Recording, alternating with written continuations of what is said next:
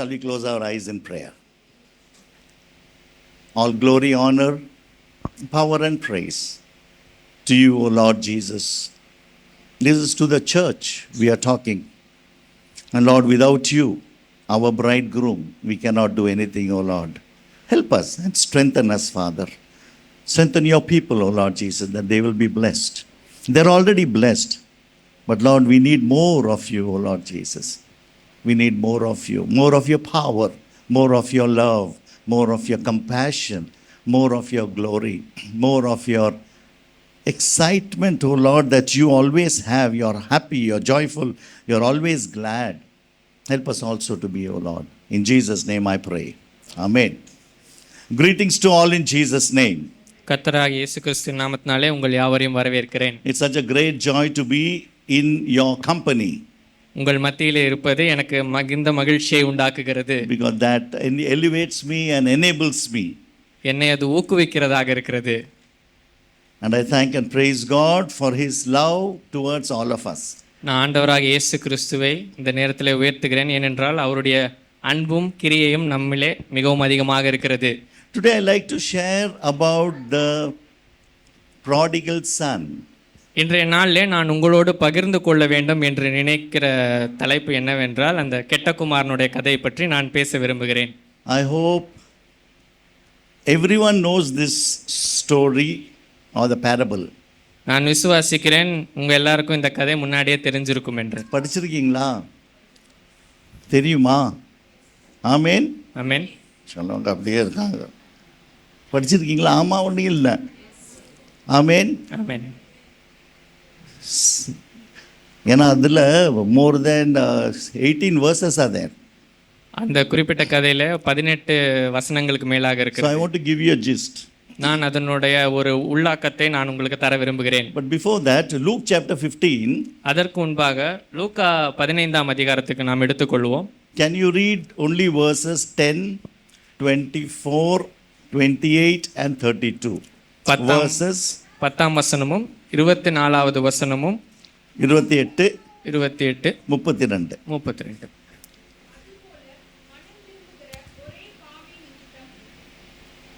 தேவனுடைய தூதருக்கு முன்பாக சந்தோஷம் உண்டாயிருக்கிறது என்று உங்களுக்கு சொல்லுகிறேன் என்றார்.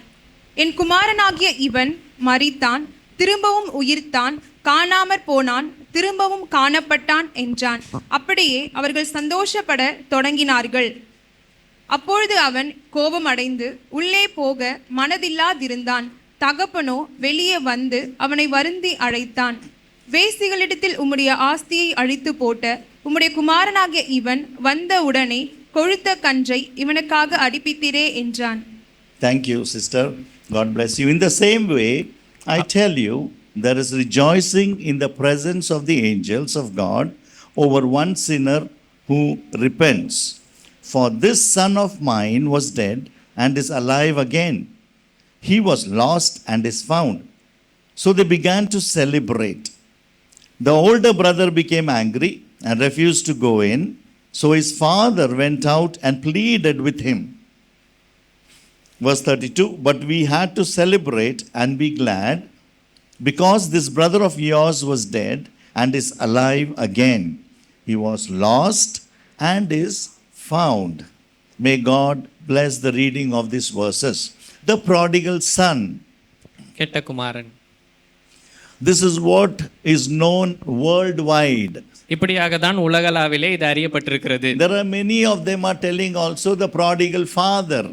இன்னும் பல பேர் சொல்லுகிறார்கள் கெட்ட தகப்பன் என்று கூட சொல்லுகிறார்கள். Because he gave lavishly to his son. ஏனென்றால் அவனுடைய மகனுக்கு அவன் ரொம்ப தாராளமாய் கொடுத்தான் என்று சொல்லுகிறார்கள். There is no mention of the mother here.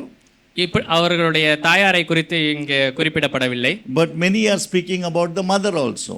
இன்னும் அநேகர் தாயாரை குறித்தும் பேசுகிறார்கள். But it is strictly prohibited that what is not there in the Bible do not speak. ஆனால் நான் சொல்லுகிறேன் வேத வாக்கியத்திலே இல்லாத ஒன்றை நாம் பேச வேண்டாம். Because this is what is the discipline. இதுதான் நாம் கற்றுக்கொள்ள வேண்டிய காரியமாக இருக்கிறது. Now Jesus has been doing the ministry for over 2 years. இயேசு கிறிஸ்துவானவர் 2 வருடங்களுக்கு மேலாக ஊழியம் செய்து கொண்டிருக்கிறார். Now this was his 3rd year. இது இந்த சம்பவம் நடக்கிறது மூன்றாவது அந்த வருடமான அவருடைய உபதேசத்திலே. The first year was the year of the inauguration. முதலாம் வருடமானது துவக்கத்தின் வருடமாக இருக்கிறது. And the second year, when he was inaugurating, people were attracted to his messages and healing. இரண்டாவது வருடத்திலே அவர் துவங்கின பின்பு மக்கள் அவருடைய செய்தியை கொண்டு ஈர்க்கப்பட்டு அவர் பின்னே வந்தார்கள். And then the second year was a year of popularity. இரண்டாவது வருஷத்திலே அவர் அதிகமும் பிரசித்தி உள்ளவராக காணப்பட்டார். There was no man like him. அவரை போல வேற எந்த மனிதனும் அந்த உலகத்திலே அந்த சமயத்திலே இல்லை. Who was healing as well as condemning. அவர் சுகப்படுத்துகிறவராகவும் கண்டிக்கிறவராகவும் அந்த சமயத்திலே இருந்து வந்தார். Who was loving and having compassion and feeding the people. அதே நேரத்திலே அன்புள்ளவராகவும் போஷிக்கிறவராகவும் காணப்பட்டார். People were attracted to him. மக்கள் அவரோடு ஈர்க்கப்பட்டார்கள். But the Bible says, ஆனால் வேதம் சொல்லுகிறது, there was nothing in him. In Isaiah 53, ஏசாயா 53 இப்படியாக சொல்லுகிறது, there was nothing in him that is attractive. அவரிலே அப்படி ஈர்க்கத்தக்கக்குரியதாக ஒன்றுமே காணப்படவில்லை. He was more than a common man. அவர் சாதாரண மனிதர்களைப் போலதான் இருந்தார். But the words that came out of his mouth, ஆனால் அவரிடத்திலிருந்து வந்த வார்த்தைகள் were இரு கருக்குள்ள பட்டயம். It is like two-edged sword that came out of his mouth. It was very powerful words. அது மிகவும் வல்லமை வாய்ந்த வார்த்தைகளாக இருந்தது. Because he never compromised with the world. ஏனென்றால் அவர் உலக பிரகாரமான காரியங்களோடு விட்டு கொடுத்து போகவில்லை. He himself made the world. அவர்தான் உலகத்தை உண்டாக்கினார். But when sin came into this world, பாவமானது இந்த உலகத்திலே வந்த பொழுது, he had to take that stand of non-compromise. அவர் அந்த உறுதியிலே பாவத்தை மேற்கொள்ளுகிற தன்மையோடு இந்த உலகத்திலே இருந்தார். He made everything good. அவர் எல்லாவற்றையும் நல்லதாகவே படைத்தார். But man made it not good. ஆனால் மனிதனானவன் அதையெல்லாம் குலைத்து போட்டான். So he had to come into this world. ஆகையினால இந்த உலகத்திற்கு அவர் கடந்து வந்த பொழுது, and then he had to give salvation. அவர் ரட்சிப்பை இந்த உலகத்துக்கு தர வேண்டுமாதா இருந்தது. So that was the year of popularity for Jesus. அந்த குறிப்பிட்ட வருடம் தான் மக்கள் இயேசுவை பிரசித்தி உள்ளவர்களாக Similar to கண்டார்கள். our lives. இப்படியாகவே நம்முடைய வாழ்க்கையில் When we start off afresh, நாம் முதலாவது துவங்கும் பொழுது it's very interesting. அது மிகவும் விசேஷமுள்ளதாக இருக்கிறது. Many will be happy. எப்பொழுது நாம் சந்தோஷமாக இருப்போம். Many will like. இன்னும் அநேகர் சில மனநிலைகளோடு இருப்போம். Many will give us favor. இன்னும் அநேகர் நம்மளுக்கு இரக்கம் பாராட்டுவார்கள். Then comes popularity. அதற்கு பின்னே தான் நாம் பிரசித்தி உள்ளவர்களாக When we start to accumulate many things. அதற்கு பின் நாம் பலவற்றை கற்றுக்கொள்வோம். And then comes that jealousy, envy. இன்னும் அதற்கு அப்புறம் தான் அநேக விதமான அந்த விசேஷமான அந்த பிரைட் எல்லாம் நமக்குள்ள வரும். Jesus was full of power, preaching and teaching. ஆண்டவராக இயேசு கிறிஸ்து வல்லமை பொருந்தியவராக உபதேசித்தார். So the third year became a year of oppression. ஆகையினால மூன்றாம் வருடமானது அவருக்கு மிகவும் கடுமையான வருடமாக இருந்தது. The Pharisees, Sadducees, Essenes group was also there. இப்படிப்பட்டதான சமயத்திலே பரிசேயர்களும் வேத பாரகர்களும் அங்கே இருந்தார்கள். Essenes group was also there. And the teachers of the law was also there. இன்னும் வேதத்தை முள்ளும் புறமுமாக அறிந்தவர்கள் அங்கே இருந்தார்கள். They were behind Jesus Christ. இயேசு கிறிஸ்துவுக்கு பின்னாடியே இருந்தாங்க எப்பொழுதுமே. They were planning to kill him. அவர்கள் அவரை கொல்ல வேண்டும் என்று வகை தேடிக்கொண்டிருந்தார்கள். So Jesus has to speed up his words. ஆகையினால இயேசு கிறிஸ்துவானவருக்கு அதிக நேரம் கிடைக்கவில்லை. ஆகையினால அவர் வேகமாக கடந்து சென்றார். He has to talk about the kingdom of his father. ஆகையினால பிதாவினுடைய ராஜ்யத்தை குறித்து அநேக காரியங்களை அவர் பேச வேண்டியதா So இருந்தது. many parables were told during this year. அநேக ஊமைகளை ஆண்டவர் இந்த காலத்திலே மக்களுக்காக சொல்லி வந்தார். He started off with the miracles. அவர் அதிசயங்களை உண்டு பண்ணி தொடங்கினார். And in the end of this third year, he was going on with the parables of the kingdom of heaven. கடைசியாக அந்த மூன்றாம் வருடத்தின் முடிவிலே நாம் பார்த்தோம் என்றால் அவர் அநேக ஊமைகளை குறித்து மக்களிடத்திலே பகிர்ந்து கொண்டார். The prodigal son. கெட்ட குமாரனுடைய கதையும். இந்த 7 நிமிஷத்துல prodigal son பிக்சர் வந்துட்டா, மைண்ட்ல வந்துட்டா. இப்பொழுது நீங்கள் புரிந்து கொள்ள முடியும் எந்த சூழ்நிலையிலே இந்த கதையானது சொல்லப்பட்டது என்று. Talking about the கெட்ட குமாரன். Amen. Amen. மைண்ட்ல வந்துட்டா. Okay, because I don't want to waste much of the time. நான் அதிக நேரம் இதிலே வேஸ்ட் பண்ண விரும்பல. The earthly story of a heavenly message. இந்த நாளுக்குரிய தலைப்பாக நாம் இந்த உலகத்தின் கதையை கொண்டு பரலோகத்தினுடைய செய்தியை சொல்ல வந்திருக்கிறேன். The earthly story with a heavenly message. உலகத்தின் கதை பரலோகத்தின் செய்தி. Jesus wanted to give this to the people. இயேசு இதைதான் மக்களுக்கு கொடுக்க வேண்டும் என்று So he விரும்பினார். started off with many parables. ஆகையினால அநேக உவமைகளை ஆண்டவர் கூறி வந்தார். And he started off with the parable of the sheep. அந்த ஆடுகளுடைய தொலைந்து போன ஆடினுடைய கதையை துவங்கினார். A man had 100 sheep. ஒருவன் 100 ஆடுகள் உள்ளவனாயிருந்தான். He lost one. அதிலே ஒன்று தொலைந்தது. He kept the 99 in the safe pen. மீதி உள்ள 99 ஆடுகளை பத்திரமாக வைத்துவிட்டு He went behind for that one. அந்த துளைந்த ஆட்டிற்கு பின்னாக அவன் சென்றான். And then the next parable was the parable of the coin, lost coin. அடுத்த உவமையானது துளைந்து போன அந்த காயினை பற்றியானது. The coin was very important during those times. அந்த வெள்ளி காசானது மிகவும் முக்கியத்துவம் வாய்ந்ததாக இருந்தது. Because she has to put that in the offertory box. ஏனென்றால் அதை நாம் காணிக்கை செலுத்துவதற்காக பயன்படுத்தினது. So she searched the whole house. ஆகையினால் அவள் என்ன செய்தாள்? அந்த வீடை முழுவதுமாக தேடினாள். So when she got that coin, அவள் அந்த வெள்ளி காசை கண்டுபிடித்த பின்பு she went to the neighbors and said, "Rejoice with me. அவர் கூட இருக்கிறவங்கள்ட்ட சொல்லி சந்தோஷப்படுங்கள் என்று சொன்னாள். I lost this coin, but now I found it." நான் இந்த காசை துளைத்து விட்டேன், ஆனால் மீண்டும் கண்டுபிடித்தேன். And then the third parable comes to the prodigal son. மூன்றாவது உவமையாக இந்த கெட்ட குமாரன் கதையை பற்றி சொல்லுகிறார். Or the parable of the lost son.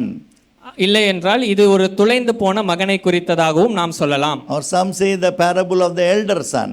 இல்லை என்றால் துளைந்து போன மூத்த குமாரன் என்றும் நாம் சொல்லலாம். But today I like to give you the attention to the heavenly joy. இன்றைய நாளிலே நாம் அந்த பரலோக சந்தோஷத்தை குறித்து நான் சொல்ல விரும்புகிறேன். The summary of the parable is the heavenly joy. இந்த உவமையினுடைய முழுமை என்னவென்றால் பரலோகத்தின் சந்தோஷம். Jesus' style of function was, ஆண்டவருடைய செயல்பாடு எப்படி இருந்தது என்றால், he was always preaching the kingdom of heaven.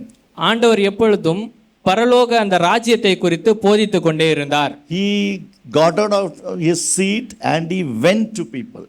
அவர் தன்னுடைய இருக்கையிலிருந்து இறங்கி மக்களுடனே மக்களாக சென்று போதித்தார். He got out of his chair and he went. அவர் தன்னுடைய ஸ்தானத்தை விட்டு இறங்கி கடந்து சென்றார். He always went to people. அவர் எப்பொழுதுமே மக்களோடு இருந்தார். We can learn the ministry from Jesus' style. அவரிடத்திலிருந்து நாம் எப்படி ஊழியம் செய்ய வேண்டும் என்று கற்றுக்கொள்ள முடியும். Even preaching. எப்படி போதிக்க வேண்டும் என்றும் கற்றுக்கொள்ள முடியும். And then he healed the people. அவர் சொஸ்தமளிக்கிறவராக இருந்தார். He always prayed with his father. அவர் எப்பொழுதுமே பிதாவோடு சஞ்சரிக்கிறவராகவும் இருந்தார். Before going into the ministry, அவர் ஊழிய பாதைக்கு கடந்து செல்வதற்கு முன்பாக he always kept his eyes open and ears open. அவர் எப்பொழுதுமே தன்னுடைய கண்களையும் காதுகளையும் விரிவாய் திறந்து ஆண்டவர் என்ன சொல்லுகிறார் என்று கேட்டுக்கொள்ள தயாராக இருந்தார். He saw the needy and the one who were perishing. அவர் கஷ்டப்படுகிறவர்களையும் அழிந்து போகிற ஆத்துமாக்களுக்கும் நேராக அவருடைய கவனம் இருந்தது. He was always Godward. அவர் எப்பொழுதுமே ஆண்டவரோடு ஒன்றாக இருந்தார். He was always with his father. Our பிதாவோடு ஐக்கியப்பட்டுள்ளவராக So the இருந்தார். healing takes place. ஆகையினால தான் அங்கே சுகம் உண்டாயிற்று. Be holy and righteous in order to heal. நீங்கள் பரிசுத்தமும் நீதியும் உள்ளவர்களாக வாழுங்கள். Only with the word of God. அது தேவனுடைய வார்த்தையின் மூலமாக மட்டுமே உண்டாயிருக்கும். This is one of the secret of the ministry. இதுதான் போதனை ஊழியத்திற்கு உண்டான ஒரு ரகசியம். And then after doing this practical ministry, இப்படிப்பட்டதான ஊழியங்களை ஆண்டவர் செய்து கொண்டிருந்த பொழுது then he will come and teach his people. பின்பு அவருடைய சீஷர்களுக்கு அவர் போதிப்பார். And they will question him. அவர்கள் அவரோடு உரையாடுவார்கள், கேள்விகளை கேட்பார்கள். Many were afraid to question him. இன்னும் சிலர் அவரிடத்திலே கேள்வி கேட்க பயந்தார்கள். Question builds faith. நீங்கள் கேள்வி கேட்கும் பொழுதுதான் உங்களிலே விசுவாசமானது பெருகும். Question increases our love for the Lord Jesus Christ. நீங்க அநேக கேள்விகளை கேட்கும் பொழுதுதான் ஆண்டவர் மேல் இருக்கிற அந்த அன்பு பெருகும். So he will explain about the kingdom of God. அப்பொழுதுதான் தேவன் ராஜ்யத்தை குறித்து உங்களுக்கு போதிப்பார். Old Testament prophet says, பழைய ஏற்பாட்டிலே தீர்க்கதரிசிகள் இப்படியாக சொல்லி இருக்கிறார்கள். he will never do anything அவர் ஒன்றுமே செய்ய மாட்டார் without telling his prophets. அவருடைய மக்களுக்கு சொல்லாமல் அவர் ஒன்றையும் செய்ய மாட்டார். God doesn't do anything without telling his children. அவருடைய பிள்ளைகளுக்கு சொல்லாமலும் அவர் ஒன்றையும் செய்வதில்லை. And then he did the most wonderful where no man did it. எந்த மனிதனுமே செய்யக்கூடாத ஒரு காரியத்தை ஆண்டவர் செய்தார். He died on the cross and he rose again. அவர் கல்வாரி சிலுவையிலே மரித்து மீண்டும் எழுந்தார். So this is what Jesus was doing up to this time. இதுதான் ஆண்டவர் அந்த காலமாக செய்து கொண்டிருந்தார். If you read this passage, நீங்கள் இந்த வாக்கியங்களை வாசித்து பார்ப்பீர்களானால் there were many crowd in this passage. அநேக கூட்டத்தார் அங்கே இருப்பதை நாம் பார்க்க முடியும். Like when you read parables, you have to shred it. நீங்கள் அந்த ஓமைகளை வாசிக்கும் பொழுது நீங்கள் அதை குறித்து கொண்டு வாசிக்க வேண்டும். Message is one, அந்த போதனையானது வேறுபட்டதாக இருக்கிறது. teaching is another. போதனை என்பது வேறுபட்டதாக இருக்கிறது. But when you preach miracles, நீங்கள் அதிசயங்களை நீங்கள் பேசுவீர்களானால் you have to go with the flow of the spirit what Jesus had and all the prophets had. நீங்கள் அதே விதமான ஆவிக்குரிய அந்த ஓட்டத்திலே இருக்கும் பொழுதுதான் நீங்கள் அதை கற்றுக்கொள்ள முடியும். But parables are very interesting. ஆனால் ஊமை என்றது வித்தியாசப்பட்டதாக இருக்கிறது. Each word, each sentence is very important. ஒரு வார்த்தையும் வரிகளும் மிகவும் முக்கியம் வாய்ந்தவை. All the parables have a Old Testament shadow. எல்லா ஊமைகளும் பழைய ஏற்பாட்டிற்கு கூறப்பட்டிருக்கிற காரியங்களுக்கு நிழலாட்டமாக இருக்கிறது. There is nothing the New Testament has told new without touching the Old Testament. எதையும் ஆண்டவர் புதிதாக சொல்லவில்லை. பழைய ஏற்பாட்டில் என்ன அவர் சொல்லியிருக்கிறாரோ அதற்கு நிழலாட்டம் உள்ளவைகள் தான் இந்த ஊமைகள். So there were tax collectors. அங்கே ஆயக்காரன் இருந்தான். Tax collectors were considered as sinners.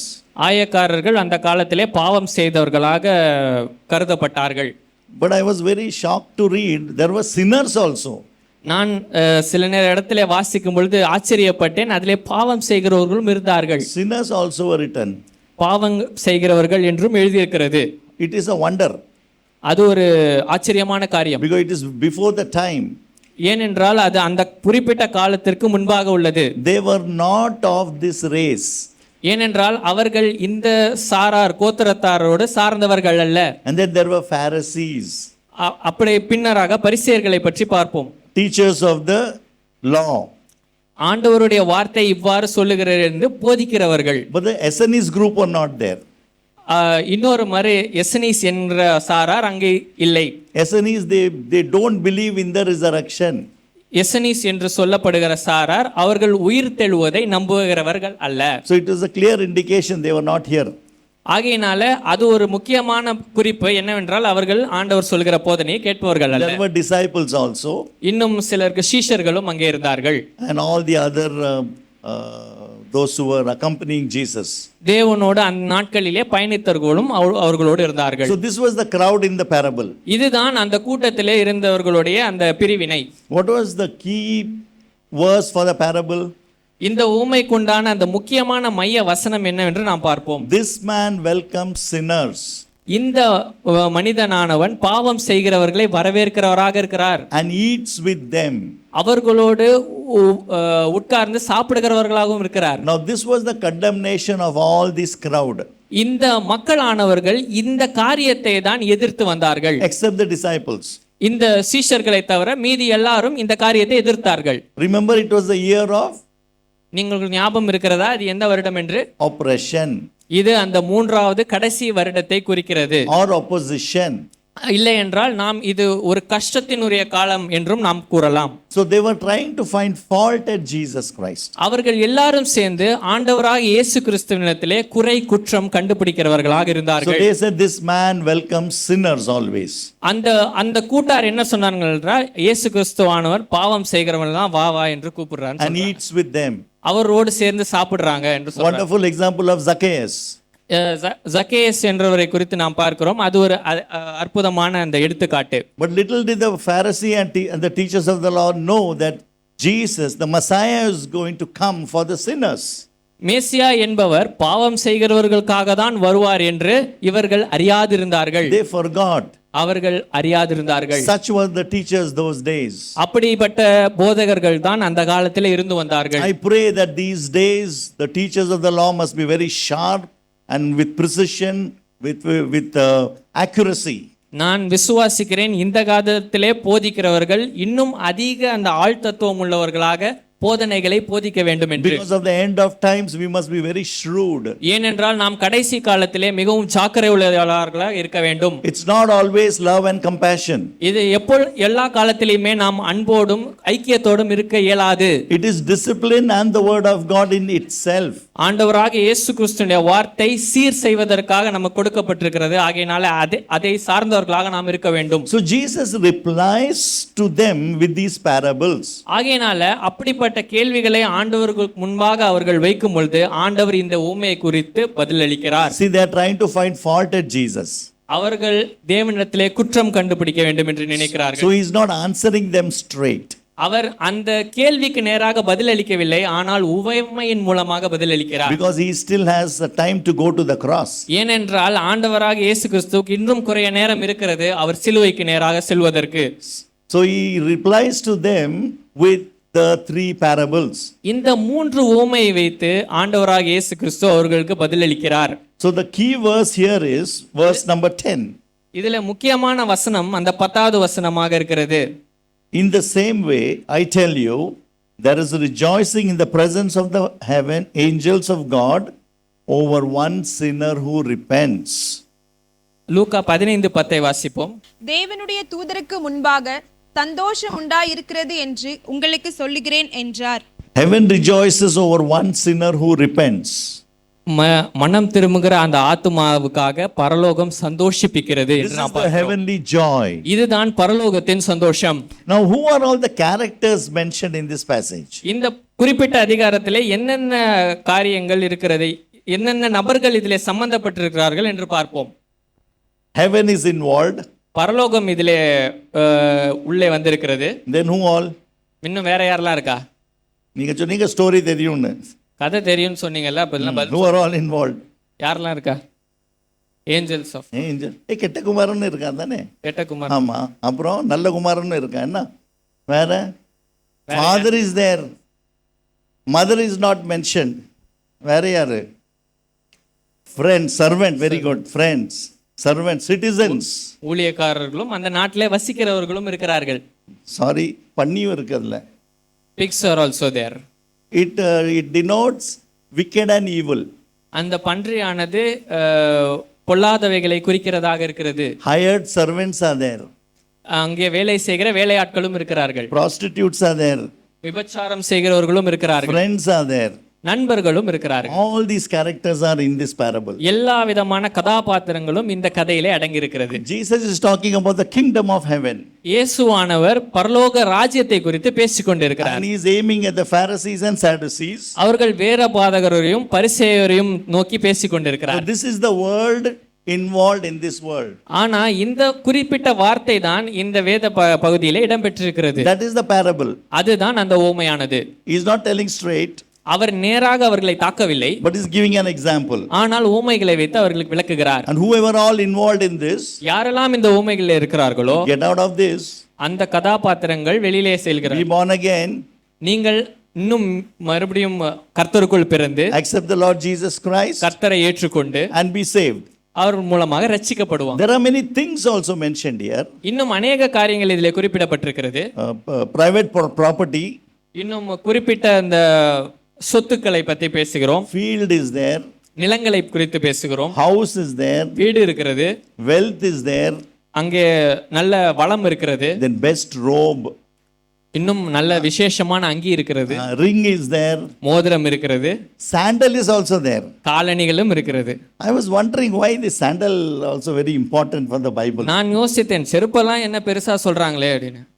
உங்க சிரிப்பு பார்த்தா I like to tell you, I like robe, நான் இன்னும் விசேஷமா அந்த அங்கியை குறித்து எனக்கு ரொம்ப பிடிச்சிருந்தது. ring, மோதிரம், a Reebok shoe, ரிபாக் ஷூன்னு வச்சு branded. நல்ல பிராண்டடா இருக்கும். Amen, hallelujah, it's good. Amen. The Bible talks about this one. வேத வசனம் இதை குறித்தெல்லாம் பேசுகிறது. What about the food mentioned? என்ன அங்க சாப்பாடு போட்டாங்கன்னு சொல்லியிருக்கு. Fattened calf. நல்ல கொழுத்த கன்று. But the elder son did not get the goat he wanted. ஆனா மூத்த மகன் வந்து என்ன விரும்பினானோ அது கிடைக்கல. இல்ல, goat, he wanted a goat. அவன் வந்து ஒரு கடாவை வெட்டி அவங்களுக்கெல்லாம் போடணும்னு நினைச்சா அது He நடக்கல. did not get this one. அவனுக்கு அது கொடுக்கப்படல. இதெல்லாம் சேர்த்து there was enjoyment. இதெல்லாம் சேர்த்து அங்க என்ன இருந்தது? There was celebration. ஆடலும் பாடலும் இருந்தது. There was music. அங்கே இசை வாத்தியங்கள் I வாசிக்கப்பட்டது. appreciate His Spirit is going ahead of me. Amen. Hallelujah. You'll enjoy the Tamil. Music. அங்கே இசை இருந்தது. Dancing. அங்கே ஆடல் இருந்தது. There was feast. அங்கே கொண்டாட்டம் இருந்தது. There was gladness. அங்கே மகிழ்ச்சி இருந்தது. Amen. Amen. Hallelujah. So this was what the parable layout. இதுதான் அந்த உவமையினுடைய ஒரு வெளியோட்டம். There are 5 points I like to put in your mind. 5 காரியங்களை நான் உங்களுடையனே பேச விரும்புகிறேன். When you read this passage, நீங்கள் இந்த காரியத்தை வாசிப்பீர்களானால் there is request. அங்கே ஒரு வேண்டுதல் ஏறெடுக்கப்படுகிறது. Request of the younger son. அந்த இளைய குமாரனுடைய வேண்டுதல். Then he returns back. பின்பு அவன் திரும்பி அவனுடைய தகப்பனோடு வந்து சேருகிறது. Then there is rejoicing. பின்னே அவர்கள் எல்லாம் சந்தோஷிப்பது. There was reunion. அங்கே மறுபடியும் அவர்கள் மறுபடியும் ஒன்றாக ஐக்கியப்படுவது. But the elder brother was in remorse. ஆனால் அந்த மூத்த மகனானவன் கஷ்டத்தில் இருந்தான். Then there was a request again. மறுபடியுமாக அவர்கள் அந்த ஒருமைக்குள்ளே வந்தார்கள். There was a young man அங்கே ஒரு இளைய குமாரன் இருந்தான். who had 2 sons. அந்த தகப்பனுக்கு 2 மகன்கள் இருந்தார்கள். Very important to know this. முக்கியமான காரியம். Father with the 2 sons. தகப்பனார் அவர்களுக்கு 2 மகன்கள். So without the mother there is no sons. அம்மா இல்லாமல் அங்கே குழந்தை பிறக்க வாய்ப்பில்லை, அதனால அம்மாவும் இருக்கிறார்கள். But the father position in the Old Testament is, இங்கே அந்த தகப்பனார் எப்படியாக கூறப்படுகிறார் என்றால், he is holding the family power, social power and power over the children. அந்த தகப்பனானவர் அந்த சமுதாயத்திலே முக்கியமானவரும் அந்த குடும்பத்தினுடைய தலைமைத்துவமும் அவருக்குள்ளாக இருக்கிறது. But the mother holds the power of bearing children. ஆனால் தாய்க்கு வந்து குழந்தை பெற்று தருகிற அந்த பகுதி மட்டும்தான் So கொடுக்கப்பட்டிருக்கிறது. this you will see all through the Old Testament. இதே தான் நீங்கள் பழைய ஏற்பாட்டு காலம் முழுவதாக பார்த்து கொண்டு வருவீர்கள். Then when Jesus came in the picture, இயேசு கிறிஸ்து இந்த மத்தியிலே வரும்பொழுது he liberated the women. அவர் பெண்களை இன்னும் அதிகமாக காரியங்களை செய்ய பழக்குவித்தார். In the Old Testament there were prophetess also. அங்கே தீர்க்கதரிசிகளும் இருந்தார்கள். The ladies, women prophetess. பெண் தீர்க்கதரிசிகளும் அங்கே இருந்தார்கள். Mothers played very important role. முக்கியமாக அம்மாக்கள் இன்னும் அநேக காரியங்களிலே முக்கியத்துவம் வகித்தார்கள். Like the Sarahs, the Rebeccas and the Ruths. When you come down there, Bathsheba, all these mothers played very important role in Matthew 1. நீங்கள் இதை பார்ப்பீர்களானால் சாராள், ரெபேக்காள், ரூத் ஆகியவைகள் அந்த மத்தேயு சுவிசேஷத்திலே நீங்க வாசித்து வந்தீங்கன்னா தெரியும் அவர்கள் எவ்வளவு முக்கியத்துவம் வாய்ந்த கதாபாத்திரங்களுடையவர்களாக இருந்தார்கள் என்று. So when Jesus came in the picture, இயேசு கிறிஸ்து இவர்கள் மத்தியிலே வரும்பொழுது he liberated women into ministry. அவர் பெண்களை ஊழியத்திற்கு நேராக விடுதலையாக அழைத்தார். See, Jesus liberated women. இயேசுதான் அந்த விடுதலையை பெண்களுக்கு உண்டு பண்ணினவர். He gave a ministry for the women. பெண்களுக்கும் ஊழியம் உண்டு என்று சொன்னதே ஆண்டவர் தான். They functioned with Jesus Christ. அவர்கள் இயேசுவினுடனே கூட செயல்படுகிறவர்களாக இருந்தார்கள். They also had the fruit of the Spirit. அவர்களுக்கு ஆவியின் கனிகள் உண்டாயிருக்கிறது. They had the gifts also. அவர்களுக்கு அந்த விசேஷமான காரியங்களும் ஆண்டவரால் அருளப்பட்டிருக்கிறது. Later on Paul introduces the women. ஆகையினால பின்வரும் காலங்களிலே பவுலானவர் பெண்களை அதிகமான காரியங்களிலே ஈடுபடுத்துகிறார். But let us get out of this women empowerment thing that is going in this world. இந்த காலகட்டத்திலே பெண் விடுதலைக்காக போராடி கொண்டிருக்கிறோம் என்று சொல்ற அந்த காரியத்திலிருந்து நாம் கொஞ்சம் வெளியே வருவோம். Your empowerment is the word of God. உங்களுடைய விடுதலையானது வேத வசனமே. Your empowerment is the word of God. உங்களுடைய விடுதலையும் உங்களுடைய அந்த ஐக்கியமும் வேத வசனமாகவே இருக்கிறது. The sovereign plan of God doesn't change. ஆனால் முழுமையான அந்த புகைப்படமாக கிறிஸ்து வைத்திருப்பது என்பது மாறவில்லை. God blesses the house with the man of the house. ஆண்டவர் ஒரு குடும்பத்தை ஆசீர்வதிக்க வேண்டும் என்றால் அந்த குடும்பத்தின் தலையாய் இருக்கிற தகப்பனை தான் ஆசீர்வதிக்கிறார். And the wife the helpmeet. அந்த வீட்டிலே இருக்கிற அந்த தாயாரானவள் அவருக்கு உதவி செய்கிறவராக இருக்கிறார். Do not get out of this sovereign law of God. இந்த குறிப்பிட்ட இந்த ஆண்டவர் கொடுத்திருக்கிறதான கட்டளையை நீங்கள் மீற வேண்டாம். Both have to be born again. ரெண்டு பேருமே இரு சாராருமே ஆண்டவருக்குள்ளாக ரட்சிக்கப்பட்டிருக்க வேண்டும். Both have to serve the Lord. இரண்டு பேருமே ஆண்டவருக்கு ஊழியம் செய்ய வேண்டும். This is the command of Jesus Christ, Matthew 28, in the last 3 verses. மத்தேயு 28ஆம் அதிகாரத்திலே கடைசி பாகங்களிலே இப்படியாக கூறப்பட்டிருக்கிறது. Go into all the world and preach the gospel. நீங்கள் சகல ஜாதிகளுக்கும் போய் சுவிசேஷத்தை பிரசங்கியுங்கள். But there is a protocol. ஆனால் அதற்கு ஒரு காரியம் இருக்கிறது. Under the husband, the wife, the children. அப்படியாக ஒரு வரையறை இருக்கிறது. தகப்பன், அதற்கு பின்பாக தாயார், பின்பு பிள்ளைகள் என்று. So this father functioned in this house this way. ஆகையினால இந்த தகப்பனார் இவ்வாறு செயல்பட்டவராக இருந்தார். If they became wealthy, அவர்கள் ரொம்ப ஆஸ்தி உள்ளவர்களா இருந்தார்கள். the children enjoyed the wealth. அந்த பிள்ளைகள் அந்த ஆஸ்தியிலே சந்தோஷிப்பிக்கிறவர்களா இருந்தார்கள். The eldest son was an introvert. மூத்த குமாரனானவன் ரொம்ப உள்ளாலே இருப்பான் எப்பவும். ரொம்ப அவுட்ஸ்போக்கனா Outspoken. The younger was extrovert. அந்த இளைய குமாரனானவன் எல்லார்கிட்டயும் பேசி சந்தோஷித்து அப்படியே கொலோக்கியலா எல்லாத்தையும் அந்த பழகுறவனாக இருந்தான். So that's how he came to his father one day. ஆகையினால ஒரு நாள் தன்னுடைய தகப்பனார் இடத்துல வந்து, Give me my share. இந்த சொத்துல என் பங்க பிரிச்சு எனக்கு கொடுத்துருங்கன்னு. யாராவது கேட்டிருக்கீங்களா இப்படி? யாராவது கேட்டிருக்கீங்களா அப்படி? So the father was very good. அவருடைய தகப்பனார் ரொம்ப நல்லவர்.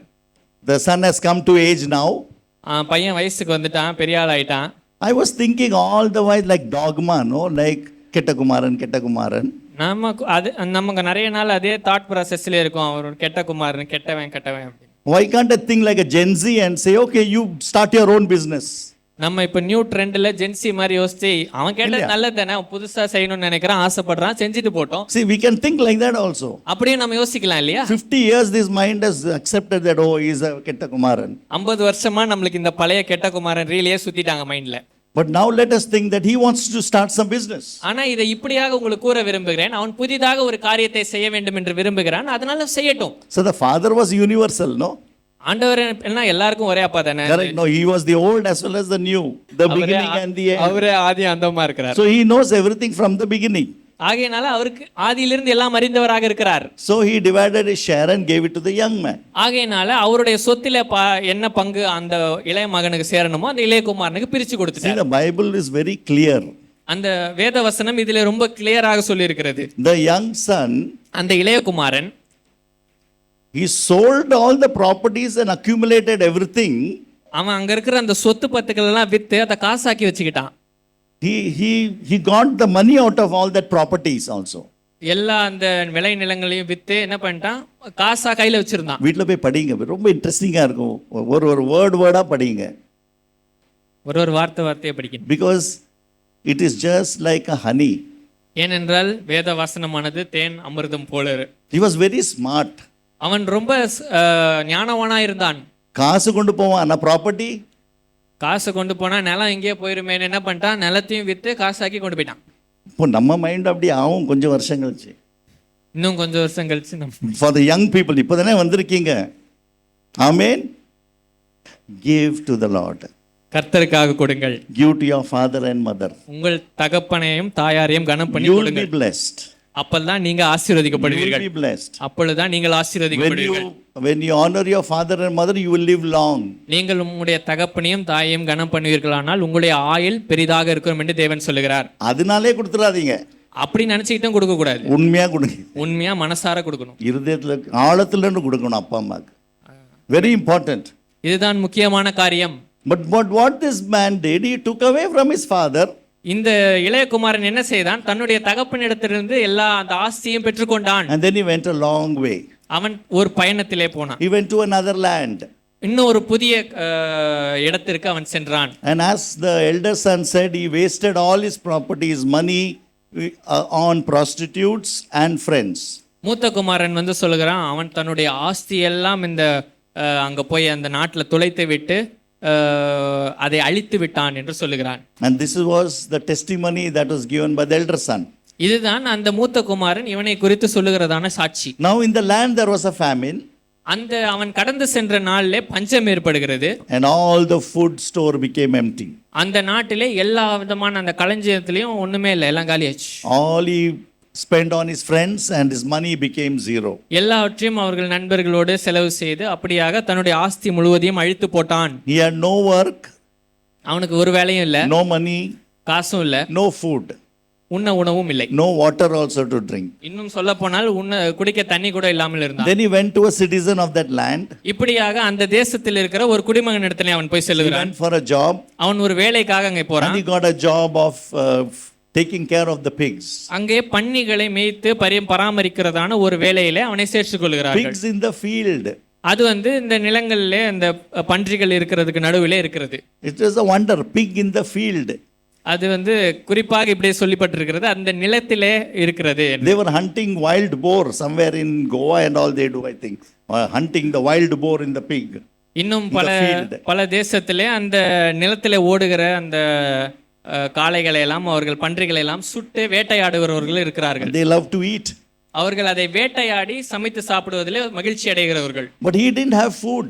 ஆனால் அவனுக்கோ சாப்பிடுறதுக்கு ஒன்றும் இல்லை. Nobody gave food for him. அவனுக்கு உண்ணவோ இருக்கவோ எதுவுமே யாருமே அவனுக்கு செய்யவில்லை. Ultimately ended up in eating what the pigs are eating. அவனுடைய நிலைமை எவ்வளவு கவலைக்கிடமாக ஆனது என்றால், அந்த பன்றிகள் உண்ணுகிற உணவை சாப்பிடுறது தவிர எனக்கு வேற வழி இல்லை என்ற நிலைமைக்கு தள்ளப்பட்டான். The Bible says வேதவசனம் சொல்லுகிறது, he came to his senses one day. அவன் அப்பொழுதுதான் தன்னுடைய ஞானமான அந்த நிலைக்கு வந்தான். How many days, how many years, don't know. நம்மளுக்கு தெரியவில்லை, எத்தனை ஆண்டுகளோ மாசங்களோ நம்மளுக்கு தெரியவில்லை. But he came back to his senses. ஆனால் அவனுடைய அந்த நிலையை அவன் அறிந்து கொண்டான். Now this is where is the climax of the parable. இந்த குறிப்பிட்ட ஊமையினுடைய கிளைமேக்ஸ் இதுதான். Let me think about my father. நான் என்னுடைய அப்பாவை குறித்து நான் யோசித்து Let பார்க்கிறேன். me think about my mother. என்னுடைய அம்மாவை குறித்து நான் யோசித்து பார்க்கிறேன். Let me think about the servants. நான் என்னுடைய குடும்பத்திலே அங்க வேலை செய்கிற வேலையாட்களை நான் எண்ணி பார்க்கிறேன். It's a wonder he did not think about his brother.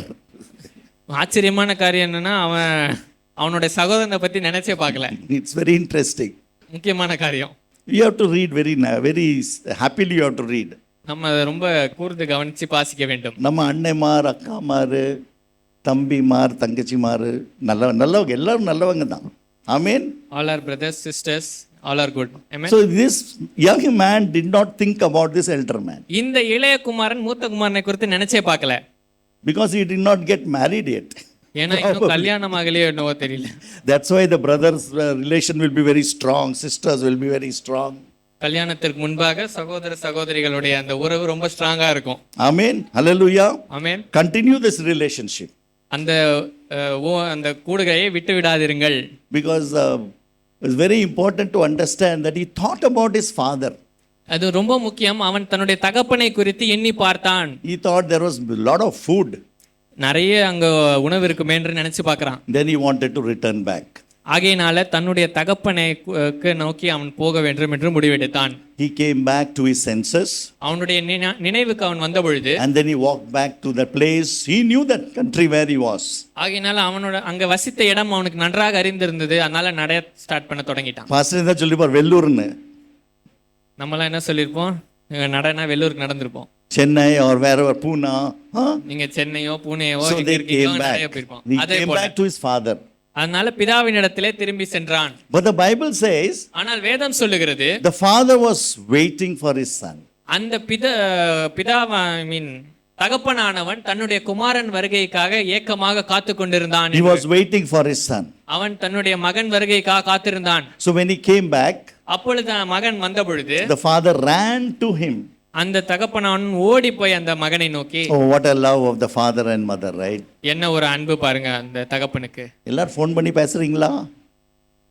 Do you call your father and speak? யாருக்கு அப்பா அம்மா இல்லையோ ஏசப்பா கிட்ட பேசுங்க.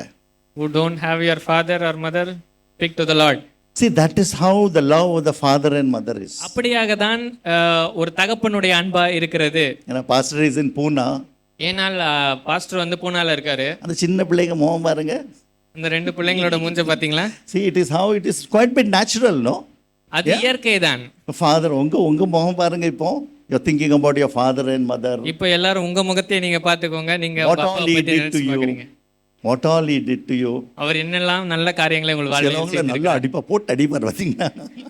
சில அப்பாக்கள் மிகவும் கடுமையான அப்பா. சில அம்மாக்கள் நல்லா அடிப்பாங்க. விட மாட்டாங்க பாத்தீங்களா? சில அப்பா அம்மா நல்லா நேசிப்பாங்க, சில அம்மா அம்மா ரொம்பவே நேசிப்பாங்க. God is good. ஆண்டவர் நல்லவர். அதுக்கு மேலே ஏசப்பா நேசிக்கிறார். அது எல்லாத்துக்கும் மேல He ஆண்டவர் ran to his son. அந்த தகப்பனானவன் மகனை நோக்கி ஓடுகிறான். அவன் வேலையை தவிர மீதி நேரமெல்லாம் எப்ப என்னுடைய மகன் வருவான் என்று What பார்த்து a கொண்டே father we have, no? என்ன ஒரு அருமையான What a God we have in Christ Jesus. எவ்வளவு அருமையான தகப்பன் நம்மளுக்காக இருக்கிறார். He's always taking care of us. இயேசு கிறிஸ்து நம்மளை பத்தி தான் நினைச்சிட்டே இருக்கார். There are many Old Testament references I like to give you. இந்த காரியத்தை குறித்து பழைய ஏற்பாட்டிலே அதிக விதமான காரியங்கள் இருக்கிறதை நான் உங்களுக்கு தர விரும்புகிறேன். Old Testament is the shadow of the New Testament. பழைய ஏற்பாட்டின் காரியங்கள் புதிய ஏற்பாட்டிலே சொல்லப்பட்டிருக்கிற காரியங்களுக்கு நிழலாட்டமாக இருக்கிறது. So this son comes to the father. ஆகையினால இந்த இளைய குமாரன் தன்னுடைய தகப்பனார் இடத்துல வரும்பொழுது Father runs to him. தகப்பனார் ஓடி வருகிறார் And மகனிடத்துல. then brings him inside the house. அவனை வீட்டுக்குள்ளாக அழைச்சிட்டு வரார். Before going into the house, அவன் அந்த வீட்டுக்குள்ள நுழைவதற்கு முன்பாக he calls his servants. அவர் எல்லா அந்த வேலைக்காரர்களையும் அழைத்து, Go quick, get a fattened calf நல்ல கொழுத்த கன்றை நீங்கள் கொண்டு வந்து and make a feast.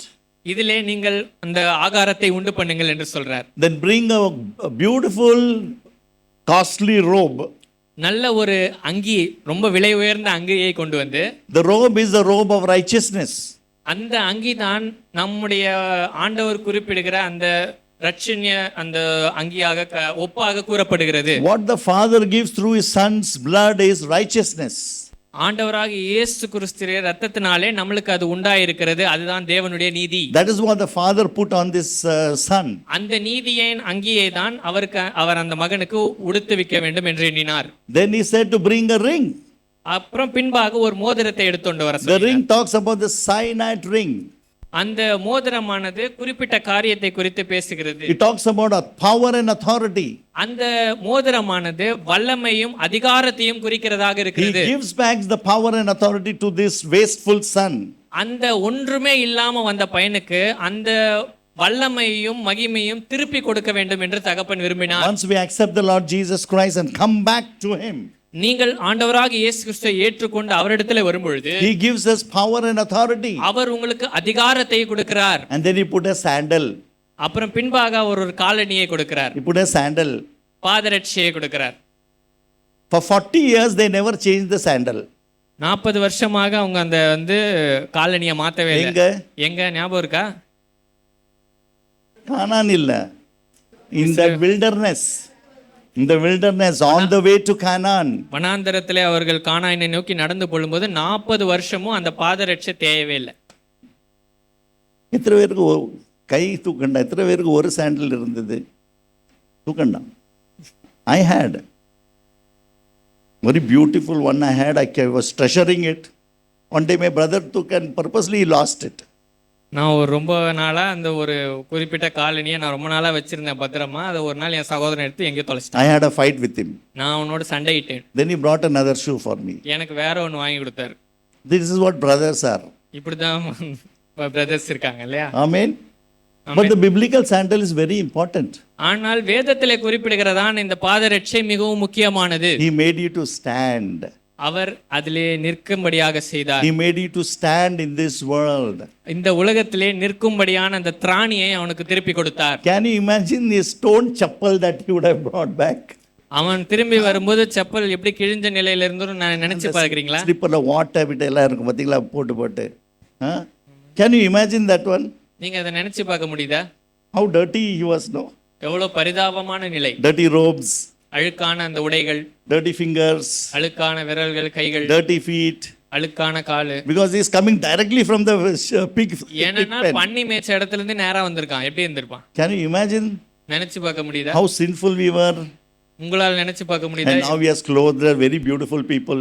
எவ்வளவு பாவம் செய்தவர்களாக இருந்த நம்மை ஆண்டவர் விசேஷித்தவர்களாக மாத்தி இருக்கிறார். And then there was rejoicing. அப்புறம் தான் சந்தோஷம் வருகிறது. From the field comes the eldest son. பின்பு வேலை ஸ்தலத்திலிருந்து அவனுடைய மூத்த குமாரன் வருகிறான். And is hearing some noise. என்னடா இங்க இன்னைக்கு வீட்ல விசேஷமா சவுண்ட் கேக்குதுன்னு And he பார்க்கறான். called his servant and asked him. பின்பு வேலையாட்களை அழைத்து அவன் கேட்கிறான். And then they tell him this story. ஆகையால அந்த கதையை வேலையாட்கள் அவனுக்கு சொல்லுகிறாங்க. He was very sad அவன் மிகவும் துக்கித்தான். and angry. கோவப்பட்டான். And the father came out from the house, பின்பு தகப்பன் வெளியில வந்த பொழுது and he called his son. அந்த மகனை அழைக்கிறார். Then he says, "You did not kill a goat for me. நீ எங்களுக்காக ஒரு மாடு கூட அடிக்கலையே, I was with you." நான் உம்மோடு தானே எப்பொழுதுமே இருந்தேன். Then the father says, பின்பு தகப்பன் சொல்லுகிறார், "You are always with me. நீ என்னோடு தான் எப்பொழுதுமே இருக்கிறாய். You are always with me." நீ என்னோடு தான் எப்பொழுதுமே But he இருக்கிறாய். was worried about the goat. ஆனால் அவன் எதை குறித்து கவலைப்பட்டவனா இருந்தான்? அந்த ஆட்டை குறித்து தான் கவலை அவனுக்கு. So now the rebellion, ஆகையினால இந்த முரட்டாட்டமானது, this stubbornness, இந்த மூர்க்கத்தனமானது how it got transferred? எப்படி மாறியது? This character was for the younger one. இப்படிப்பட்ட அந்த சுபாவம் தான் அந்த இளைய குமாரனிடத்துல இருந்தது. But he thought about his father. ஆனால் அவன் தன்னுடைய தகப்பனாரை குறித்து எண்ணி பார்த்தான். Then he was convicted. அப்பொழுதுதான் அவன் சிந்தைக்கு அவன் வந்தான். And then he came back to his senses. பின்பு அவன் அதை நினைவு கூர்ந்தான். And then came back to his father. அப்படியாக தான் தன்னுடைய The தகப்பனிடத்தில் eldest son was always with the father. ஆனால் மூத்த சகோதரனோ எப்பொழுதுமே தகப்பனாரோடு இருந்தான். So when he heard this news, இந்த செய்தியை அவன் கேட்ட பொழுது he detached from the father. அவன் தகப்பனிடத்திலிருந்து தூரமாக Now சென்றான். who is the prodigal? இப்போ யார் இதுல கெட்ட குமாரன்? That's the question. அதுதான் மிகவும் முக்கியமான கேள்வி. But Jesus was trying to tell them, ஆனால் இயேசு அங்கே என்ன சொல்ல விரும்புகிறார் I'm என்றால், talking about the heavenly joy நான் பரலோகத்தின் சந்தோஷத்தை குறித்து உங்களுக்கு போதிக்கிறேன். over one sinner who repents. ஏனென்றால் ஒருத்தன் மனம் திரும்புகிறது அவ்வளவு சந்தோஷத்தை உண்டு பண்ணுகிறது. Old Testament references I like to give you for this rebellion and stubbornness. இந்த பழைய ஏற்பாட்டின் நான் விவரங்களை உங்களுக்கு குறிப்பிட விரும்புகிறேன். And there was examples in the Old Testament இன்னும் அநேக உவமைகள் இங்கே கூறப்பட்டிருக்கிறது. similar to this prodigal son. இந்த எடுத்துக்காட்டுகள் இந்த கெட்ட குமாரன் கதையோடு ஒன்றி போகிறதாக இருக்கிறது. Deuteronomy உபாகமம் 21 21 18 to 21. 18 21 நாம் வாசிப்போம். No, I will go ahead because of the time. நான் வாசிக்கிறேன். It சிறிய was நேரம் தான். law against rebellion and stubbornness, who refuses to obey the parents. தகப்பனையும் தாயையும் அவர்கள் சொல்லுகிற காரியத்தை நாங்கள் ஏற்றுக்கொள்ளாமல் இருக்கிறவர்களுக்காக இப்படி ஒரு சட்டதிட்டம் இருக்கிறது. So those children, those who do not obey their parents, அந்த அடங்காத துஷ்ட பிள்ளைகள் இருக்கும் பொழுது there was punishment involved. அங்க அவர்களை சீர் செய்வதற்காக சில காரியம் செய்யப்படுகிறது. They will bring this rebellious son to the elders. இந்த அடங்காத பிள்ளைகளை அவர்கள் மூப்பர்களிடத்திலே கொண்டு வரும் பொழுது, And nowadays we cannot touch the children. இந்த காலத்திலே நாம் பிள்ளைகளை தொட முடிகிறதில்லை. That law was very hard that day. அந்த காலத்திலே சட்ட திட்டங்கள் ரொம்ப சீராக இருந்தது. They all will stone this boy to death. அந்த கடுமையான சட்டம் என்ன செய்தது என்றால், கல்லெறிந்து அவர்களுடைய மகனையோ மகளையோ தவறு செய்கிறவர்களை கொலை செய்யும் வரை அந்த சட்ட திட்டம் கடுமையாக இருந்தது. What was the requirement? அங்கே என்ன தேவைப்பட்டது? To purge or to remove the evil from the land. என்ன அங்கே எதிர்பார்க்கப்படுகிறது என்றால், அந்த சமுதாயத்திலே இருள் நீங்க வேண்டும் என்பதற்காக கல்லெறிந்து கொன்றார்கள். To remove the evil from the land. அந்த நிலத்தில் இருக்கிற அந்த சாபத்தை விலக்க வேண்டும் என்பதற்காக இவ்வாறு செய்தார்கள். So any rebellion or stubbornness removes us from our family also. எந்த முரட்டாட்டமும் நம்முடைய குடும்பத்திலிருந்து விலக வேண்டும் என்றால் இப்படி செய்ய வேண்டும். But during Jesus' time, ஏனென்றால் இயேசு கிறிஸ்து வாழ்ந்த வாழ்க்கை காரணங்களிலே Jesus showed love. ஆண்டவர் அன்பை மக்களுக்கு காண்பித்தார். Father was very strong personality. அப்பா ஆனவர் மிகவும் கடுமையான உள்ளவராக இருந்தார். He showed himself as very hard. அவர் ரொம்ப கடுமை உள்ளவர்களாக மற்றவர்களுக்கு காண்பித்தார். He purged the evil away. அவர்கள் அந்த கெட்ட விதமான காரியங்களை விலக்கி வைத்தார். But when Jesus came, ஆனால் இயேசு வந்த பொழுது he showed love. அவர் அன்பை காட்டினார். He ran to the son. அவர் அந்த மகனை நோக்கி ஓடினான். See, we must understand the Bible completely. இந்த முழுமையான எல்லா காரியத்தையும் நாம் புரிந்து கொள்வர்களாக இருக்க வேண்டும். And when the Holy Spirit came, பரிசுத்த ஆவியானவர் வந்த பொழுது we are supposed to show love. நாம் மற்றவர்களுக்கு அன்பை காட்ட வேண்டும். See, we are still in the Old Testament mindset. நாம் இன்னும் பழைய ஏற்பாட்டு காலத்தின் அந்த காரியங்களை நாம் மனதிலே வைத்துக் கொண்டிருக்கிறோம். I am saved. நான் ரட்சிக்கப்பட்டிருக்கிறேன். I am relieved. நான் விடுதலையாக்கப்பட்டிருக்கிறேன். But I will not allow you. ஆனால் நான் உங்களை விடுதலையாக்க I will விடுகிறதில்லை. not allow you to be saved.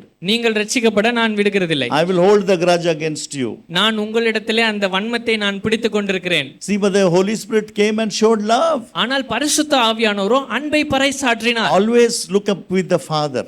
அவர் பிதாவோட ஐக்கியத்தில் இருந்தார். Then there was the example of Judah going away from God. இப்படியாக யூதா ஆண்டவரிடத்திலிருந்து தூர விலகி போனவனாக It is in இருந்தான். Hosea 11:1-4. ஓசியா 11:1-4 வரை இப்படியாக சொல்லுகிறது. Judah sinned. யூதா பாவம் செய்தான். Judah went to Egypt. யூதா அந்த எகிப்துக்கு நோக்கி சென்றான். Egypt is sin and sinfulness. எகிப்து என்பது அந்த பாவம் செய்கிறதற்கு அடிப்படையாக இருந்தது. So Judah went. யூதா கடந்து சென்றான். Hosea chapter 11 verse 1-4. ஓசியா 11 1-4 வரை அது குறிப்பிட்டிருக்கிறது. And then the third point, மூன்றாவது காரியம் என்னவென்றால், because of the time I am going fast, நேரம் கடந்து செல்கிறதுனால நான் வேகமா போறேன். related to the exile and return of the people of God. ஆண்டவருடைய மக்களானவர்கள் திரும்பி எப்படி மீண்டுமாக வந்தார்கள் அவர்களுடைய கடினமான காரியங்களிலிருந்து இது That கூறப்பட்டிருக்கிறது. God will bring them back. தேவனானவர் அவர்களை மீண்டுமாக கொண்டு வருகிறார். Isaiah 30:1-8.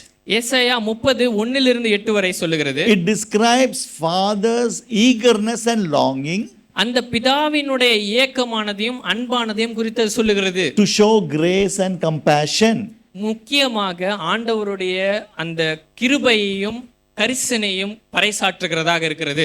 Job is telling in 34 verse 7, யோபு 34:37 இப்படி சொல்லுகிறது. for he adds rebellion to his sin நம்முடைய பாவத்தோடே மீறுதலையும் and multiplies his word against God. அப்படிப்பட்டதான அந்த காரியங்களை விரோதமாய் தம்முடைய வார்த்தைகளை மிகுதியாய் சேவித்தார். Rebellion is against God. மீறுதல் ஆண்டவருக்கு எதிரானது. Psalm 107:11 says, சங்கீதம் 107:10 சொல்லுகிறது. because they have rebelled against the words of God தேவனுடைய வார்த்தைக்கு எதிராய் அவர்கள் கலகம் பண்ணினார்கள். and spurned the counsel of the Most High. அவர்களுடைய ஆலோசனையை துச்சமாக எண்ணினார்கள். 2 Thessalonians 3:16 says, in the name of Jesus, ஆண்டவருடைய நாமத்தினாலே to withdraw from any brother who is rebellious. எந்த ஒரு முரட்டாட்டம் பிடிக்கிறவன் இருந்தும் அது திரும்ப வரும்பொழுது. So do not walk in rebellion. ஆகையினால நாம் முரட்டாட்டத்திலே நடவாமல் இருக்க வேண்டும். So now is the message. ஆகையினால இதுதான் அந்த மெசேஜினுடைய மைய கருத்து. இப்போதான் நான் மெசேஜை தொடங்குறேன். இப்பதான் தொடங்குறோம். பஸ் பிடிக்கணும், ஈவினிங் டியூட்டி, பாஸ்டர் அங்கன்னு பார்த்துட்டு இருப்பார், 45 முடிக்கணும், எல்லாம் முடிச்சிடும். I mean, the younger son, அந்த இளைய குமாரன் he forgot the field, அந்த நிலத்தை மறந்தான். came into the house வீட்டுக்குள்ளாக மீண்டும் பிரவேசித்தான். to the father. ஏனென்றால் பிதா அவங்க அப்பா அங்க இருக்கார். கரெக்டா? The younger son forgot the field, அந்த இளைய குமாரன் அவன் இருந்த அந்த கடந்த காலத்தை மறந்துவிட்டு came to the father தன்னுடைய தகப்பனார் இடத்துல வந்து inside the house. வீட்டுக்குள்ளாக சென்றான். This is where is the verse number 10 is very interesting. இப்படியாக தான் அந்த 10ஆம் வசனத்திலே குறிப்பிட்டிருக்கிறது. Heaven rejoices over one sinner who repents. பரலோகமானது சந்தோஷிப்பித்தது ஒரு மனிதன் ஆண்டவருடைய சமூகத்துக்குள்ளே வரும்பொழுது. But the elder son, ஆனால் மூத்த குமாரனோ he forgot or forfeited the blessing of the father. அவன் முன்னதாக அந்த அப்பாவினிடத்தில் இருந்த ஐக்கியத்தை அவன் மறந்து. And then one more is there in the Old Testament, eldest son. அது என்ன சொல்லுங்க? இன்னொரு காரியமும் இருக்கிறது பழைய ஏற்பாட்டில். The eldest son blessing. Yes, yeah. It is found in Deuteronomy 21:17. அது உபாகமம் 21:17 சொல்லப்பட்டிருக்கிறது. That the eldest son will get the double portion of all that he has.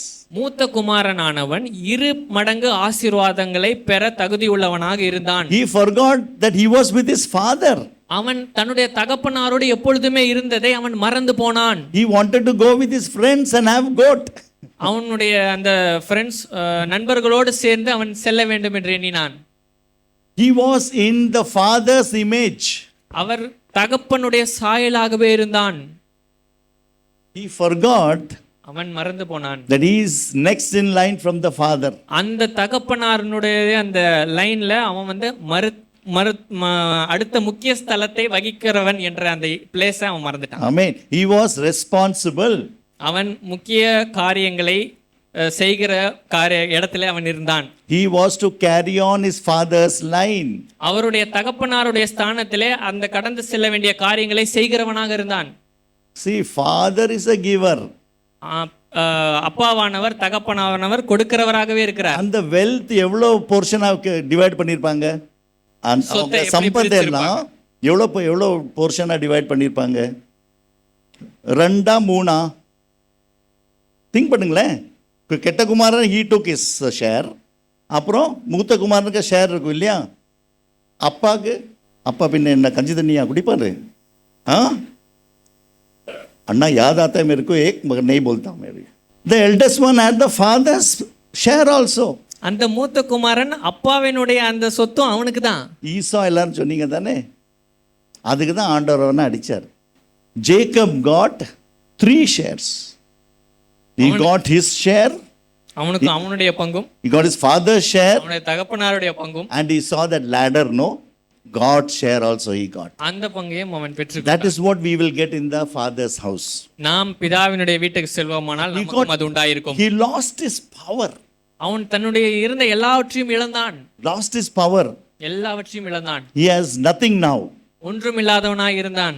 He enjoyed the field, not the house and the father. அவன் வெளியிலே இருப்பதை தான் அதிகமாக விரும்பினான், தகப்பனையும் அந்த வீட்டையும் மறந்தான். ஃபாதர் கிட்ட போவோம் நம்ம. We'll go to the father. Focus on father's character. இப்போ அந்த தகப்பனுடைய அந்த ஆள் தத்துவத்தை நாம் புரிந்து கொள்ளுவோம். He was always the provider and the head of the house. அவர்தான் குடும்பத்தினுடைய எல்லா தேவைகளையும் சந்திக்கிறவராகவும் வீட்டுக்கு தலையாகவும் இருந்தார். He was unconditional love and he was forgiving. அவருடைய அன்பானது விலை மதிக்கத்தக்க அந்த அன்பானதை அவர் எல்லாருக்கும் கொடுத்தார். He was hard as well as warm. அவர் கண்டிக்கிறவராகவும் அன்பு செலுத்துகிறவராகவும் 2 காரியங்களை உடையவராகவும் இருந்தார். That was the Eastern culture during those days. அப்படிப்பட்டதான சூழல் தான் அந்த காலத்திலே நிலவி வந்தது. Then the father was sovereign. தகப்பனானவர் இப்படிப்பட்ட காரியங்களை உடையவராக He is இருந்தார். yesterday, today and forever. Jesus is the same. நம்முடைய ஆண்டவராக இயேசு கிறிஸ்து நேற்றும் இன்றும் என்றும் மாறாதவராய் இருக்கிறார். Everything will change. எல்லா உலக காரியங்களும் மாறும். But Jesus never glory to his name. ஆண்டவராக இயேசு கிறிஸ்து மாறுவதில்லை. அவருடைய நாமத்துக்கு மகிமை உண்டாதாக. He is always in his plan. அவருடைய அந்த சித்தத்திலே அவர் நுட்பமுள்ளவராக அதிலே சார்ந்தவராக நடக்கிறார். He is always in the will that he has for each one of us. அவர் நம்மளுக்காக கொடுக்கப்பட்டிருக்கிறதான அந்த காரியத்திலே மிகவும் கரிசனை உள்ளவராக He will never change according to how we change. நாம் மாறுகிறது போல நமக்காக வைத்திருக்கிற அந்த காரியத்தை ஆண்டவர் மாற்றுகிறதில்லை. He will always give you what he desires. அவர் என்ன ஆசீர்வாதங்களை உங்களுக்காக வைத்திருக்கிறாரோ அது உங்களுக்காக வந்து சேரும்படியாக செய்வார். அப்புறம் most important, he doesn't keep grudges in his mind and heart. முக்கியமான காரியம் என்றால் மற்றவர்களை குறித்த அந்த வஞ்சனை வன்மையான எண்ணங்களை அவருடைய இருதயத்திலே வைத்துக் கொள்வதில்லை. Father God doesn't keep grudges. பிதாவாகிய இயேசு தேவன் அப்படி செய்வதில்லை. But he writes everything in the book. ஆனா என்ன என்றால் அவருடைய புத்தகத்திலே குறித்து வைத்திருக்கிறார். Everything is written there. எல்லாமே அங்க எழுதி இருக்கிறது. Book of works is written by angels. அங்க தேவதூதர்கள் நீங்க செய்கிற எல்லா காரியங்களையும் லைன் பை லைன் எழுதி இருக்காங்க. See, very important, we must understand. இது முக்கியமான காரியம் நாம் புரிந்து கொள்ள வேண்டியது. The father notes everything down. பிதாவானவர் எல்லாவற்றையும் குறித்து வைத்திருக்கிறார். Now let's go to the finish. நாம் கடைசியான அந்த முடிவு கூட கடந்து Eldest செல்வோம். son's attitude versus the father's attitude. மூத்த சகோதரனுடைய குணாதிசயமும் பிதா அந்த தகப்பனாருடைய குணாதிசயத்தையும் நாம் ஒன்றுக்குள் ஒன்று வைத்து பார்ப்போம். See, by this time you would have decided, no, which son is the good and which one is the bad, right? இவ்வளவு காரியங்களை நீங்க கேட்ட பின்பு தானே? யார் நல்லவன் யார் கெட்டவன் என்று நீங்க ஒரு கன்க்ளூஷனுக்கு வந்திருக்க முடியும். Allow other people, believers, to come to Jesus Christ. மற்றவர்களை இயேசுவினுடைய சமூகத்திற்கு அழைத்து வர அந்த ரட்சிப்புக்குள்ளாக நீங்கள் நடத்த வேண்டும். Very important. ரொம்ப முக்கியம். Allow other people or believers to come to Jesus Christ. மற்ற சாராரை கிறிஸ்துவிடத்திற்குள்ளாக அழைத்து வாருங்கள். Do not hold them. அவர்களை வெளியே விலக்கி வைக்க வேண்டாம். Like the elder brother. நாம் அந்த மூத்த சகோதரனை போல. He did not accept him. அவன் அந்த இளைய சகோதரன் வந்த பொழுது அவன் சந்தோஷமே படல. He was not happy. அவன் உனக்கு மகிழ்ச்சி இல்லாதவனாக இருந்தான். You too can rejoice with those people coming from the darkness into the light. அப்படிப்பட்டதான மக்கள் வந்து இருளிலிருந்து ஆச்சரியமான ஒளியிடத்திற்கு வரும்பொழுது நீங்கள் சந்தோஷிப்பிக்க வேண்டும். That's how the heavenly verse says, verse number 10, heaven rejoices. அப்படியாக தான் 10ஆம் வசனம் சொல்லுகிறது, பரலோகமானது சந்தோஷிப்பித்தது. Do not judge. நீங்கள் யாரையும் குற்றம் கண்டுபிடிக்கிறவர்களாக இருக்க வேண்டாம். It is only the discretion of the heavenly Father. குற்றம் கண்டுபிடிக்கிற அந்த காரியம் எல்லாம் பிதாவினுடையது, நம்முடையதல்ல. Not ours. நம்முடையதல்ல. We have to be very careful in this. நாம் அதிலே முக்கியத்துவம் கொடுத்து நடக்க வேண்டும். We have to be very careful. நாம் முக்கியத்துவம் வாய்ந்தவர்களாக நடக்க வேண்டும். Because God does whatever He pleases. ஏனென்றால் இயேசு கிறிஸ்துவானவர் பிதாவுடைய புரிகிற காரியங்களை தான் செய்து வந்தார். He does whatever He has planned for us. பிதா என்ன நினைத்தாரோ அதை தான் குமாரனானவன் செயல்படுத்தினார். He says, I will do whatever I am pleased with. நான் பிதாவினுடைய சித்தத்தை நிறைவேற்ற வந்தேன் என்று இயேசு சொல்லுகிறார். You may be on the upper hand. நீங்கள் உங்களுடைய காரியங்களிலே மேல் கோடிட்டு நீங்கள் செய்கிற உங்களுடைய பலத்தினாலே செய்யலாம். In the spirituality also upper hand. நீங்கள் உங்களுடைய ஆவிக்குரிய விதத்திலும் பெரிய எடுப்பெடுத்து நான் இப்படி செய்ய வேண்டும் என்று நினைக்கலாம். But you are still under the Father. ஆனால் நீங்கள் புரிந்து கொள்ள வேண்டும், நீங்கள் பிதாவின் கீழ் தான் செயல்படுகிறீர்கள். The elder son was feeling like, okay, now I am the boss. ஆகையினால இப்போ மூத்த சகோதரன் நினைச்சிருக்கலாம், நான் தான் இங்க அதிகாரி என்று. So he is deciding that the young son should not come in. ஆனா அவன் நினைக்கிறான் அந்த இளைய சகோதரன் வந்து வரக்கூடாது என்று நினைக்கிறான். But he is still under the Father. ஆனால் அவன் புரிந்து கொள்ளவில்லை, அவன் தகப்பனாருக்கு கீழே செயல்படுகிறவனாக தான் இருக்கிறான் என்று. Once sinful is always sinful attitude of the elder. ஒரு முறை அந்த பாவம் செய்கிற எண்ணமும் அதன் கிரியைகளும் உங்களிடத்திலே வந்தால் அது தொடருகிறதாக இருக்கிறது. When we were small, we would have done something wrong. நாம் இள வயசிலே இருக்கும் பொழுது அநேக விதமான பாவ காரியங்களை செய்திருக்கலாம். அது தொடர்ந்து பிடிக்குதா? People are telling something like that. அவனை பத்தி தெரியாத எனக்கு. இப்படிப்பட்ட காரியத்தை மக்கள் சொல்லுகிறார்கள், அவனை பத்தி. Correct, no? See, he spent on his money over everything. அவனுடைய அந்த வெச்சிருந்த எல்லா காரியத்தையும் செலவு செய்தான். Eldest brother is thinking about that. அந்த மூத்த சகோதரன் அதை நினைச்சு பார்க்கறான். But the father is not thinking about that. ஆனா பிதா அவருடைய தகப்பனானவர் அதை எண்ணி பார்க்கவில்லை. He forgave and forgot. அவர் அதை மறந்தும் மன்னித்தும் விட்டார். He is accepting him as a new creation, a born again, a new man. அந்த தகப்பனானவர் அவனை ஒரு புது ஆளாக மதித்து அவனை ஏற்றுக்கொண்டார். Always keep the door open. எப்பொழுதுமே அந்த கதவை திறந்து வையுங்கள். Always keep the door open for salvation to penetrate through you. எப்பொழுதுமே அந்த ரட்சிப்பின் சந்தோஷம் உங்களுடைய ஊடுருவ நீங்கள் அந்த கதவை, இருதய கதவை திறந்து வையுங்கள். Let people come into the house of God. First you go and talk to that person whom you are not talking. நீங்க இதுவரைக்கும் பேசாம இருக்கிற அநேக பேர் உங்கள்ட்ட இருந்தா அவங்களிடத்துல போய் பேசுங்க. The elder son did not talk to the younger son. அந்த மூத்த சகோதரன் இளைய சகோதரனோடு பேசவில்லை. Reconcile with them. அவர்களோடு நீங்கள் ஐக்கியப்பட வேண்டும். If they are not talking back, அவங்க திருப்பி பேசலனா be silent. பரவாயில்ல, அமைதியா இருங்க. Wait. ஆண்டவருடைய சமூகத்துல காத்திருங்க. Keep the door open. எப்பொழுதுமே வாசலை திறந்து Don't வையுங்கள். close the door on people. நீங்கள் மக்கள் கூட இருக்கிற அந்த ஐக்கியத்திற்கு கதவு போட்டு மூடி வைத்து All விடாதீர்கள். we are interested is the salvation of God. எல்லாமே நம்ம எதற்காகனா ஆண்டவர் ரட்சிக்கப்படுவதற்காக மட்டுமே. Forgiveness is 70 times 7. எப்பொழுதுமே 7-70 முறை நாம் மன்னிக்க வேண்டும். What is 70 times 7? 7-70 முறை எவ்வளோ? So ஒரு matter 490 times, it is just a hyperbole, it's just an example. இதை இப்படியாக நான் சொல்ல விரும்புகிறேன், ஒரு உதாரணமாக. Jesus said 70 times 7. 7-70 முறை மன்னிக்க வேண்டும் என்று. So one matter, ஒரு குறிப்பிட்ட காரியத்தை second time நம்ம விடுறது இல்லை இல்லையா? நம்ம விடுறதே இல்லை. Correct, no? We don't forgive, no? ஒரு டைம் பண்ணா செகண்ட் டைம் நம்ம விழுந்துடக்கூடாது. But Christian life is show the other cheek. கிறிஸ்துவானவர் நமக்கு என்ன We have to be காண்பிச்சிருக்கார்? shrewd as a serpent and humble as a dove. மறுகண்ணத்தை காட்ட வேண்டும். நாம் மிகவும் தெளிவுள்ளவர்களாக இருக்க But வேண்டும். keep your conscience clear. நாம் அதை எப்பொழுதுமே நம்முடைய மனதிலே வைத்து செயல்பட வேண்டும். Keep the conscience clear. எப்பொழுதுமே தெளிவுள்ளவர்களாக இருக்க வேண்டும். You'll be a better preacher. அப்பொழுது நீங்கள் நல்லா உபதேசிக்கிறவர்களாய் மாறிவிடுவீர்கள். Your prayers will be answered. உங்களுடைய ஜெபங்கள் கேட்கப்படும். You'll be heard by God. நீங்கள் தேவனால் கேட்கப்படுகிறவர்களாக மாறுவீர்கள். Do not leave me, Father. ஆண்டவரே என்னை விட்டு விடாதேயும், I cannot survive. என்னால தனியா வாழ Do முடியாது, not leave me, Father. என்னை விடாதிரும். என்னை கை விடாதிரும் நாதா. நல்லா பாயிட்டு பார்த்தீங்களா? Amen. Do not leave me, Father. Shall we close our eyes in prayer? நாம் கண்ணை மூடி ஜெபிப்போம். Shall we close our eyes in prayer? Hallelujah. Do not leave us, O Lord Jesus. Do not leave us, O Lord. Without you, it's highly impossible. O Lord, I thank you and praise you for your people. O Lord, I thank you and praise you for you, O Lord Jesus, that you have come for us. You have enabled us, O Lord Jesus. Your children belong to you, O Lord Jesus. If there is anyone who has not accepted the Lord Jesus Christ, it's your time now. In the Father's house are many mansions. It will be given to each one of us. Our striving hard into this world is also very important. But I thank and praise you. You want to serve the Lord? Come out and serve the Lord Jesus Christ. Anbe and Aruvire. A very important time that you reconsider your life. That Jesus, the Heavenly Father, is a loving God.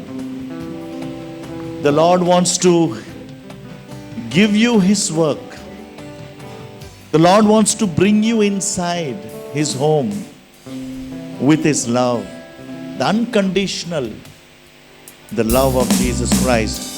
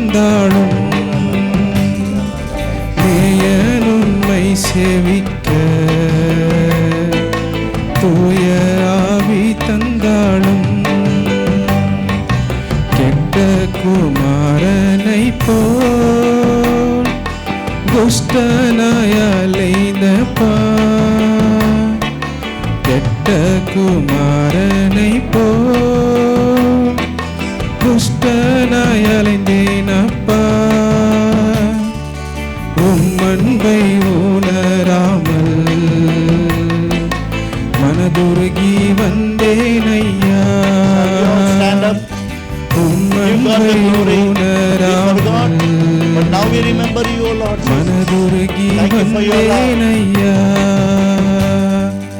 அன்பே என் ஆருயிரே, இன்பே என்ன தரணே,